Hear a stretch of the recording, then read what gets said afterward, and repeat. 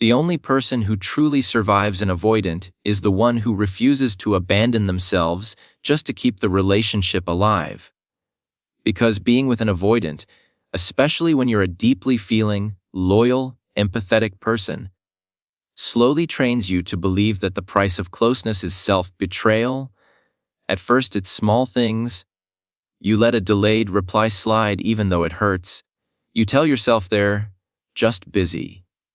You swallow your disappointment when they cancel. You minimize your needs because you don't want to scare them away. You call it patience, understanding, unconditional love. But underneath all those beautiful words, something quieter is happening.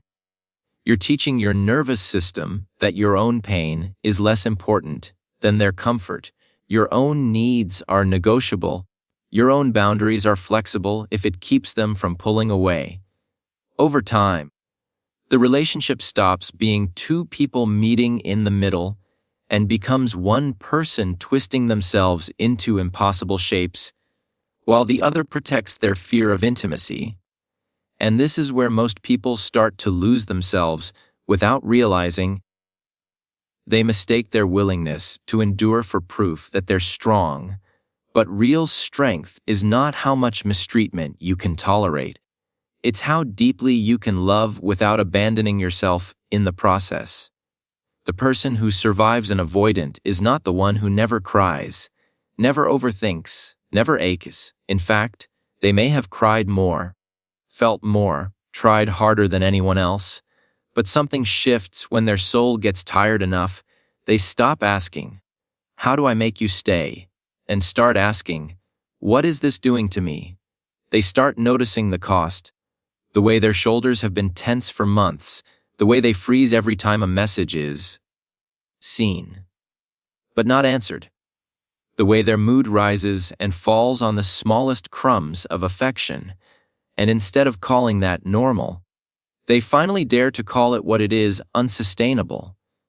Refusing to abandon yourself doesn't mean you suddenly don't love them.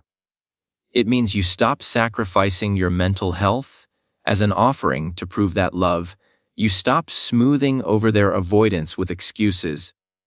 They're just scared. They're not like other people. And you start telling the truth. They may be scared, but I am scared too. And my fear of being neglected, confused, or constantly on edge matters just as much as their fear of being close. The survivor is the one who lets that truth change their behavior. They stop responding to distance with more effort. They stop chasing someone who runs at the first sign of emotional weather. They stop making their own needs smaller so the avoidant doesn't feel overwhelmed. And slowly they begin to step back toward themselves. This kind of person doesn't become cold or heartless. They actually become warmer toward themselves. They notice when their stomach tightens after a brushed-off message, and instead of saying, "I'm overreacting again," they say, "My body is telling me this isn't safe." They notice when their mind starts racing because the avoidant has gone quiet, and instead of scrambling to send just the right text, they ask, "Why am I always fighting to feel chosen in a place that never feels secure?" They take their own reactions seriously, not as flaws to beat themselves up for, but as information, signals that this dynamic is costing more than it's giving. The person who survives an avoidant learns that love cannot be measured by how willing you are to abandon yourself. They realize that staying with someone who repeatedly triggers your deepest wounds without any willingness to grow isn't loyalty. It's self-abandonment dressed up as devotion, and they make a different choice, even if that choice breaks their heart at first. Refusing to abandon yourself might look like finally saying, "I need more consistency than this," and actually leaving when consistency doesn't come. It might look like walking away from commitments and situationships that keep you in emotional limbo. It might look like blocking or muting them, not to punish them, but to stop your own nervous system from relapsing into obsession every time they send a breadcrumb. Because you understand that your healing isn't about their intention, it's about your capacity. And here's the hardest part. Choosing not to abandon yourself often means you will lose the relationship as you knew it, because that relationship was built on you stretching and shrinking to make space for their fear. And when you stop doing that, the avoidant either has to grow or go. Many will go, and it will hurt, but the person who survives understands that losing a dynamic that required your self-erasure is not a failure, it's a rescue. You are pulling yourself out of a slow emotional drain and choosing a life where your needs aren't treated like threats, but like truths. Over time, that decision changes everything about how you love. You stop being impressed by intensity and start valuing stability. You stop chasing chemistry with people who can't show up. You stop confusing your anxiety for attraction. You start listening when your body whispers no instead of waiting until it screams. And if an avoidant circles back later, full of regret and nostalgia, the person who truly survives is the one who can feel all the old feelings rise up, acknowledge them, and still say, I won't betray myself to fit back into a version of me that had to disappear just to keep you close. Survival doesn't come from avoiding the avoidant. It comes from returning to your own center and choosing your peace over their patterns, because somewhere along the way you started to believe that the only way to win with them was to become just like them. You told yourself, if I stop caring, if I stay distant, if I don't reply, if I act like I don't need them, maybe they'll finally feel what I felt, maybe they'll chase me for once. And that thought is tempting when you've spent so long on the side of overgiving, but every time you try to avoid an avoidant, you stray even further from who you truly are. You don't actually feel powerful. You feel fake, disconnected, and exhausted, because pretending not to care when your heart is built to love deeply is just another form of self-abandonment dressed up as strategy. Real survival is not a game of who can be colder. It is a decision to step out of the push-pull altogether and ask, what kind of life do I want my nervous system to live in? Because you can win the ego game and still lose yourself. You can make them chase, you can make them jealous, you can match their silence and watch them come running back. But if the relationship they're returning to still runs on anxiety, uncertainty, and emotional starvation, you haven't survived anything. You've just learned how to stay in the fire without screaming. Returning to your own center means you stop basing your moves on how they might react and start basing them on what actually feels healthy for you. Instead of thinking, will this make them realize my worth? You shift to, does this honor my worth even if they never realize it? You stop posting to provoke them and start living in a way that genuinely soothes your body. You stop timing your replies to manipulate their interest and start responding in alignment with your energy, your schedule, your truth. Choosing your peace over their patterns is not always dramatic. Often it looks painfully ordinary. It's you putting your phone down when they start the hot and cold texting again instead of obsessively decoding every word. It's you not chasing clarification when they withdraw. It's you letting their silence be their answer instead of filling it with your over-explanations and self-blame. It's you deciding that your evenings are too sacred to be spent spiraling over someone who has shown you repeatedly that they don't know how to stand steady when things get emotionally real. When you return to your center, you remember that before them, you had a life, and after them, you still do. Your world becomes bigger than whether or not they texted back.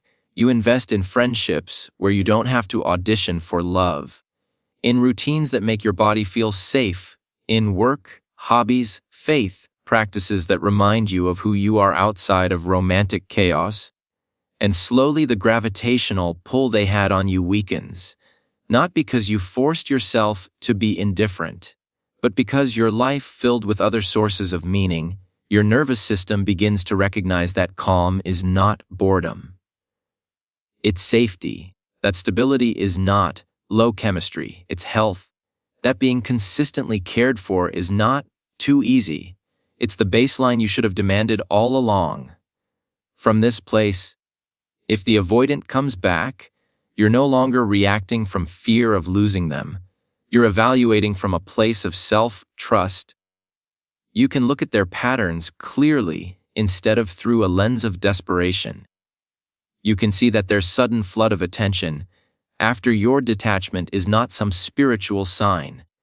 It's a nervous system response to losing access to a supply they thought would always be there, and from your center, you're strong enough to say, "I'm glad you see my value now, but I'm not available for another round of instability." Or, if you choose to give it one more try, you do it with boundaries so solid that you are genuinely willing to walk if their patterns return, not as a threat, but as a promise to yourself. Survival, in the deepest sense, means you no longer make their avoidance the sun your whole emotional planet orbits around. It means you let their fear belong to them, instead of letting it define you. It means you accept that you cannot love someone into security if they are committed to their defense mechanisms, and you stop submitting your heart as a sacrifice to prove your devotion.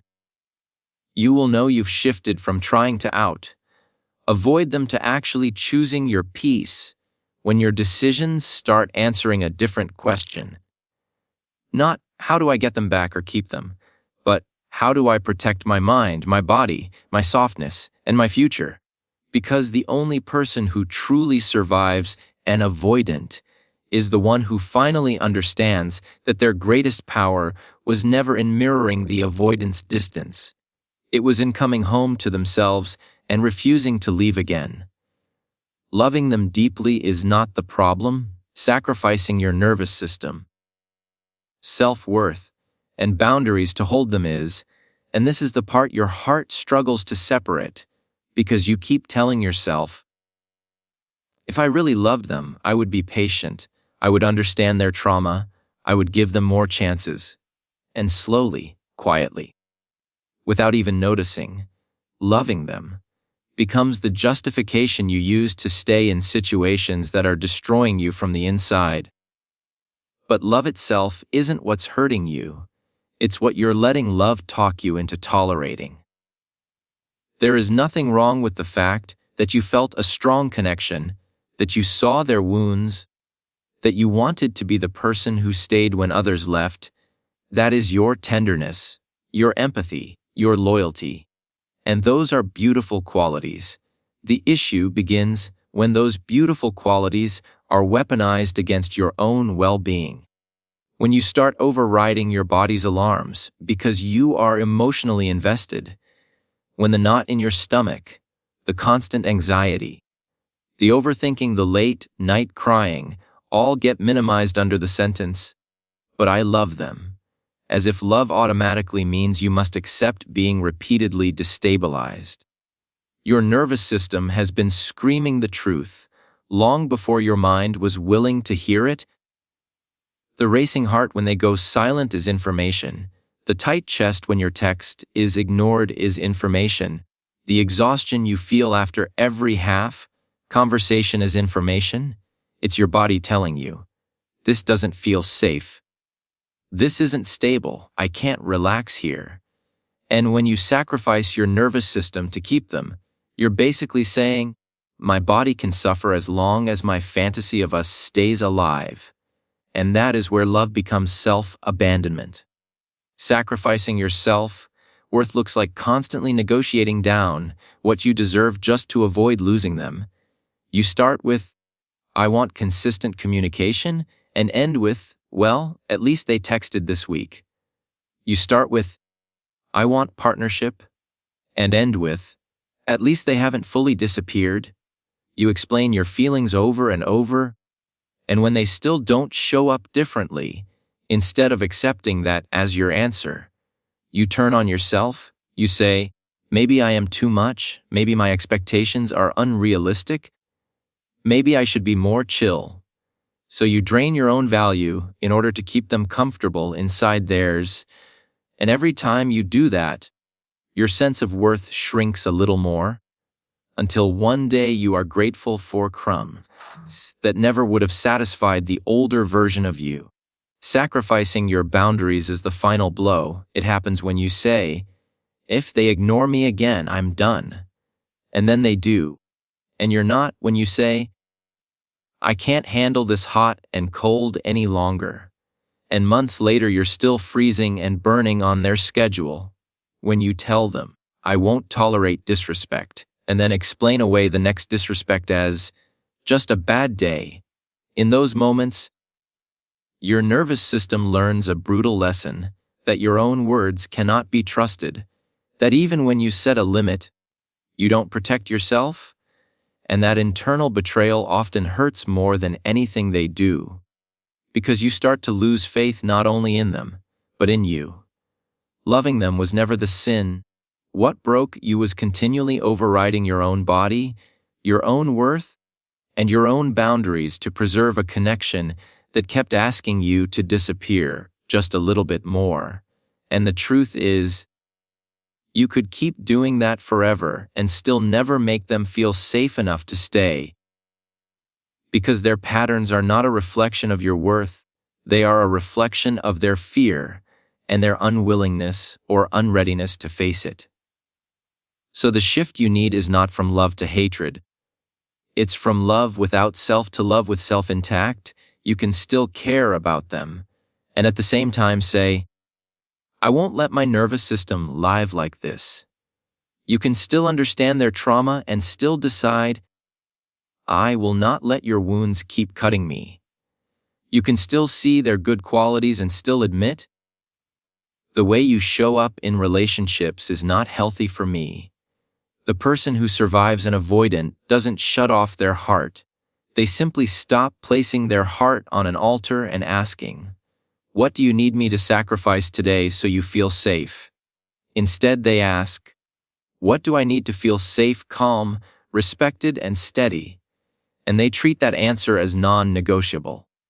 Loving someone deeply is one of the most human things about you, but love was never meant to cost you your sanity, your sleep, your self-respect, or the boundaries that protect your soul. The moment you decide that those things are no longer acceptable sacrifices is the moment you stop being at the mercy of their pattern and start being loyal to yourself. And that, not distance games or emotional coldness, is what truly keeps you alive and whole on the other side of an avoidant connection. The person who truly survives an avoidant is the one who finally stops judging them by their apologies and promises and starts judging them by their consistent actions and their capacity to stay present when things get uncomfortable. Because if you look back honestly, you didn't lack, I'm sorry. You didn't lack, I care about you. You didn't lack, I'll try. What you lacked was reliability, emotional steadiness, and follow through when it actually mattered. Apologies became a reset button instead of a doorway into change. Promises became painkillers you swallowed just to get through another week, and every time you let their words outweigh their behavior, you taught yourself to doubt your own reality. You told yourself, they said they love me. They said they'll do better. So maybe I am expecting too much. And your nervous system stayed trapped in a loop where hope kept dragging you back into the same hurt. The one who survives begins to reverse that pattern. They start treating words as intentions, not evidence. They listen to, I'm sorry, but then quietly watch what happens the next time there's a conflict. They hear, I want to be better, but pay attention to whether the avoidant actually leans into discomfort instead of running from it. They see, I miss you, as an opening, not as a guarantee, and they wait to see if attention shows up as consistency or just a temporary burst of emotion that collapses at the first sign of vulnerability. Capacity for discomfort is everything with an avoidant, because their entire pattern is built around escaping emotional discomfort. When they feel exposed, they shut down. When they feel guilty, they deflect. When they feel pressured, they distance. When they feel scared, they disappear. And no matter how many times they promise change, if they still cannot sit in those uncomfortable feelings without punishing you, the relationship will break you the same way again, just with new words layered on top. The survivor starts watching for small but critical shifts. Do they stay in the conversation when it gets tense, or do they still vanish? Do they say, "I need a breather, but I'll message you tomorrow," and actually follow through? Or do they disappear like they always did? Do they react to your feelings with curiosity or with irritation and blame? Can they tolerate you saying, "That hurt me," without flipping the script and making you wrong for being hurt? Do they come back after a tough moment and initiate repair, not just gloss over it and act like nothing happened? Because these are the real markers of growth, not big speeches. When you learn to measure them by actions, you also start to measure yourself differently. You stop rewarding yourself for how much you can endure and start respecting yourself for how quickly you respond to reality. If they show you the same avoidance again, you don't spend months trying to understand it into something else. You say, "This is the pattern, and I'm not available for it anymore." And you act accordingly. You stop climbing over their walls to reach them. You stop handing out endless chances in the hope that this time the apology will stick. Instead, you quietly adjust your access, your availability, your level of investment to match what their behavior is actually showing you. Capacity for discomfort also includes whether they are doing any inner work when you're not looking. Because someone who is genuinely trying to change doesn't only talk about their fear when it affects the relationship. They start exploring it in therapy, in journaling, in reading, in actually practicing new responses. And you'll feel the difference. They will be a little more self-aware, a little quicker to say, "That was my shutdown pattern. I see it now." A little more willing to stay in the room emotionally instead of using distance as a weapon. And if you don't feel that, if the only thing that has changed is the intensity of their "I miss you," then nothing has really changed at all. The one who survives an avoidance stops confusing emotional intensity with emotional maturity, stops believing that tears mean transformation, stops letting apologies wipe out a history of repeated behavior. They let their eyes, their body, and their experience be the judge, and in doing so, they slowly reclaim their power. Because once you commit to believing what someone does more than what they say, an avoidant can no longer spin you in circles with promises they are not equipped to keep. Your heart might still love them, but your boundaries step in and say, "Unless your actions rise to meet your words, my life will not revolve around your potential." And that is the moment you stop drowning in their patterns and start standing firmly in your own peace. Real healing begins when you stop trying to get the avoidant to finally understand you and start bravely asking why you stayed in that pain for so long. Because as long as your focus is on them getting it, you are still building your peace on something you can't control: their insight, their growth, their apology, their awakening. And that keeps you stuck in the same emotional waiting room you've been in for months or years. You're just calling it healing now. You reread old conversations and imagine the version where they finally say, "Oh, that's what you meant. I see now. You were right all along." And in that fantasy your body relaxes, the past makes sense, the hurt feels worth it. But the reality is that your nervous system is still chained to their capacity, not your own. You're still waiting for them to hand you closure, instead of going to claim it yourself by asking the harder question. What in me made it feel safer to fight for their understanding than to walk away when my soul was already bleeding? You have devoted so much energy to decoding their attachment style, their trauma, their shutdown response. You've read articles, watched videos, listened to podcasts, all to answer. Why do they run? Why do they avoid? Why do they act like they don't care when I know they do? And, yes, that knowledge can be useful. It can give context. It can soften blame, but it can also become a distraction, because while you're busy becoming an expert in edge them, you are quietly ignoring the more important curriculum, the one that asks, why did I accept this?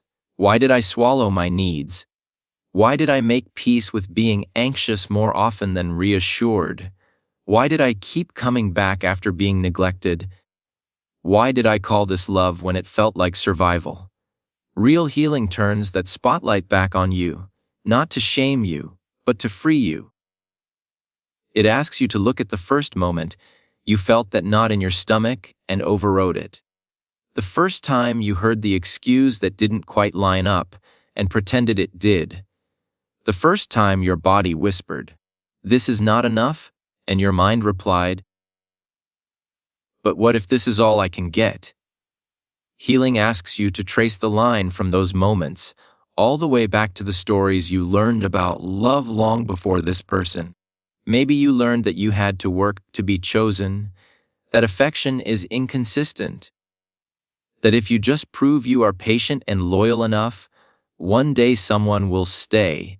Maybe you learned that your feelings are too much, that your needs are an inconvenience, that asking for clarity makes you clingy, and so you unconsciously gravitated toward a dynamic that felt familiar, not because it was good, but because it matched the script you were handed about what love is supposed to feel like: intense, uncertain, painful, earned. When you stop trying to get the avoidant to understand you, you also stop using their understanding as the condition for your healing. You stop saying, "I'll be okay," when they admit they were wrong, when they apologize properly, when they realize what they lost, and start saying, "I will be okay, because I am willing to face why I kept handing my heart to someone who repeatedly showed me they didn't know how to hold it." You begin to see your role clearly without turning it into a weapon against yourself. You see how many times you overrode your own boundaries, how many second chances you gave even after nothing changed, how many times you edited your truth so they wouldn't feel pressured, and instead of calling that stupidity or weakness, you name it accurately. That was a younger part of you, trying desperately to finally win at a game that was rigged against you from the start. And that younger part doesn't need more punishment, it needs your protection now. It needs you to say, "I understand why you stayed. You were doing the best you could with what you believed about love. But we know better now, and we're not going back into that." Real healing is when you let go of the fantasy conversation where they finally get it, and realize that the real conversation is the one you have with your own heart. Journaling the patterns you ignored, sitting with the grief of all the times you abandoned yourself, feeling the anger at how long you tolerated confusion, and calling that anger sacred, because it's the fire that will keep you from walking back into the same pattern. Healing is when you decide that your peace is no longer something you'll sacrifice just to be understood by someone who could not or would not understand you when it counted. And instead you pour that energy into understanding yourself so deeply that you never again mistake chaos for chemistry, avoidance for mystery, or your own self, abandonment for proof of how deeply you can love.